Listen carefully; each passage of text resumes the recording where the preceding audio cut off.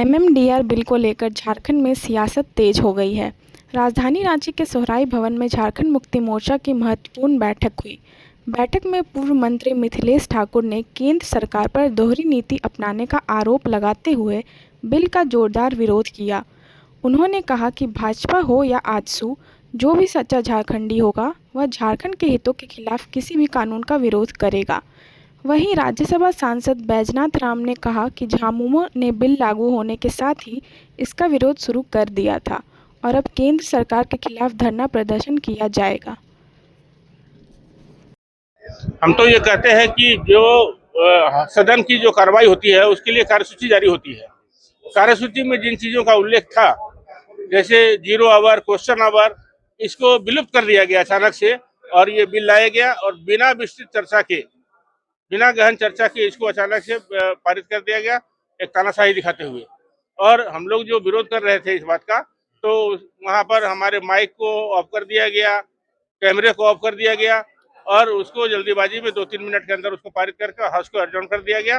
ये दर्शाता है कि भारत सरकार जल्दीबाजी में थी, आनन फानन में इन्होंने ये बिल लाया और इसको किसी प्रकार से पारित करके हाउस को अर्जन कर दिया गया। ये दिखाता है कि भारत सरकार इस पर चर्चा होने देना नहीं चाहती थी। अब आंदोलन का स्वरूप क्या होगा? आंदोलन तो हम लोगों ने उसी दिन से शुरू कर दिया है और आज केंद्रीय समिति की बैठक है, इसमें महत्वपूर्ण फैसले होंगे और जो फैसला होगा उस पर पूरी शक्ति के साथ हम लोग इसका विरोध करेंगे। बीजेपी भी कह रही है कि अगर आप लोग विरोध करेंगे तो माकूल जवाब देंगे। तो भाजपा के जो यहाँ सांसद हैं या विधायक हैं, उनको तो ये विचार करना ही चाहिए इस बात के लिए कि आखिर राज्य का विकास कैसे होगा। राज्य का जो अपना स्रोत अगर नहीं होगा तो हम जो योजनाएं चला रहे हैं, जो राज्य योजना से चलाते हैं और 100% कहें कि राज्य की राशि से जो योजनाएं चलती है, जैसे मैया सम्मान योजना, अबुआ आवास, छात्रों के लिए कोचिंग की व्यवस्था, विदेश भेजने की योजना और सावित्रीबाई फुले योजना जो चल रही है हम लोग का, और कन्या बालिका समृद्धि योजना चल रहा है। ऐसे करीब करीब 17-18 योजनाएं हमारी चल रही है जो राज्य निधि से चलती है। राज्य के आय के स्रोत अगर बंद हो जाएंगे तो आखिर राज्य कैसे विकास के काम कर सकेगा या फिर जनहित में कैसे काम कर सकेगा। तो भारत सरकार ने वैसे उन राज्यों को टारगेट किया है जहां पर गैर भाजपा की सरकार है और शुरू से झारखंड के साथ अन्याय होता रहा है, सौतेलापन दिखाया जाता रहा है। 1,36,000 करोड़ रुपया आज भी बकाया हमारा झारखंड का बकाया है भारत सरकार के ऊपर, उनकी कंपनियों पर। और एक तो उन्होंने आर्थिक स्रोत का रास्ता बंद करने का काम किया और हमारा बाकी जो पैसा उधार बाकी है उसको सॉल्व करने का काम किया है।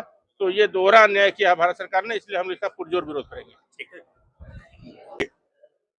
वैसे प्रदेश जहां इनकी सरकार नहीं है, उस प्रदेश की जनता को उनके हक अधिकार से वंचित करना, ये निरंतर इसका प्रयास होता रहा है।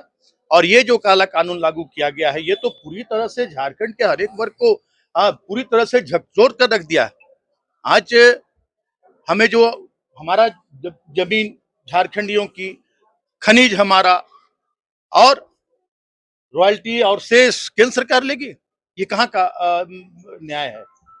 आज हमें हजारों करोड़ की शेष से माननीय सर्वोच्च न्यायालय का निर्देश के अनुसार कि भूमि का स्वरूप कोई भी भूमि हो, चाहे खनन भूमि हो, आम भूमि हो, सभी का स्वरूप भूमि ही माना जाएगा। और फिर जब राज्य सरकार को ये अधिकार है कि आम भूमि पर लगान लेना, किसानों से लगान लेना, तो जहां खनन हो रहा है, जहां से खनिज निकालकर पूरे देश को चलाया जा रहा है, वहां के लोग विस्थापित हो रहे हैं, हमारे आदिवासी मूलवासी वहां के लोग आप विस्थापित हो रहे हैं, आप प्रदूषण का दंश झेल रहे हैं। और वहां के लोगों को उसका लाभ नहीं मिले, लोग मैया सम्मान से वंचित हो जाएं, लोग अबू आवास से वंचित हो जाएं, लोग मुफ्त बिजली से वंचित हो जाएं। हमारे नौजवानों को जो उसी राशि से हमारे नौजवानों को मुख्यमंत्री स्वरोजगार योजना के तहत लोन उपलब्ध कराया जा रहा है, जिससे हमारे नौजवान अपने पैरों पर खड़े हो पा रहे थे। तो ये सिर्फ झारखंड मुक्ति मोर्चा का की बात नहीं है, ये पूरे राज्य के साथ, पूरे राज्य के जो मध्यम वर्ग के लोग हैं, जो गरीब तबके के लोग हैं, जो यहाँ के आदिवासी मूलवासी हैं, उनके अधिकारों का हनन करने का और एक तानाशाही फरमान है।